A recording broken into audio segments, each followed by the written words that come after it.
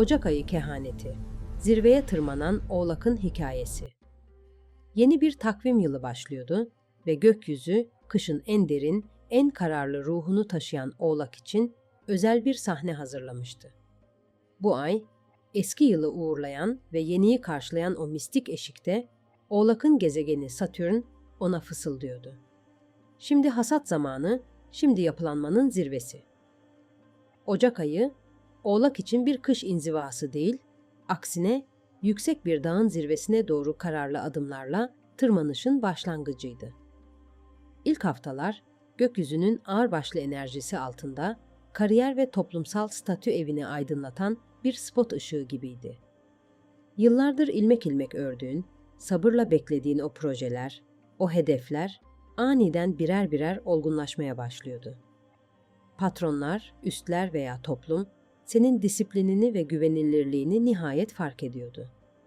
Belki terfi, belki de uzun süredir peşinde olduğun bir unvan, tohumlarını ektiğin arazinin meyvelerini toplama vakti gelmişti. Ayın ortalarına doğru Oğlak'ın odak noktası dağın eteklerinden kişisel değerler ve maddi güvenlik vadisine kayıyordu.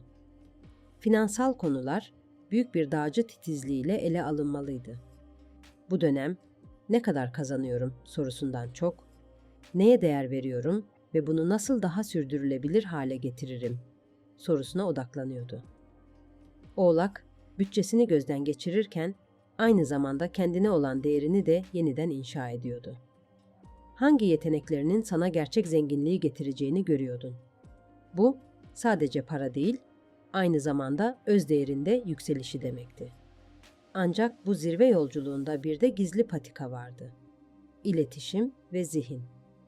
Ayın sonlarına doğru Evren Oğlak'ı daha esnek olmaya, yeni bilgiler öğrenmeye ve yakın çevresiyle, özellikle kardeşler veya komşularla daha sıkı bağlar kurmaya davet ediyordu.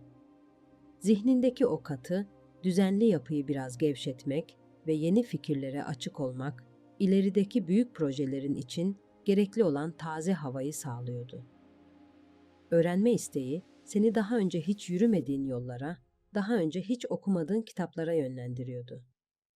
Ocak ayının sonunda Oğlak gökyüzüne baktığında sadece tamamlanmış bir ay değil, aynı zamanda sağlam temeller üzerine kurulmuş bir geleceğin ilk taşlarını görüyordu.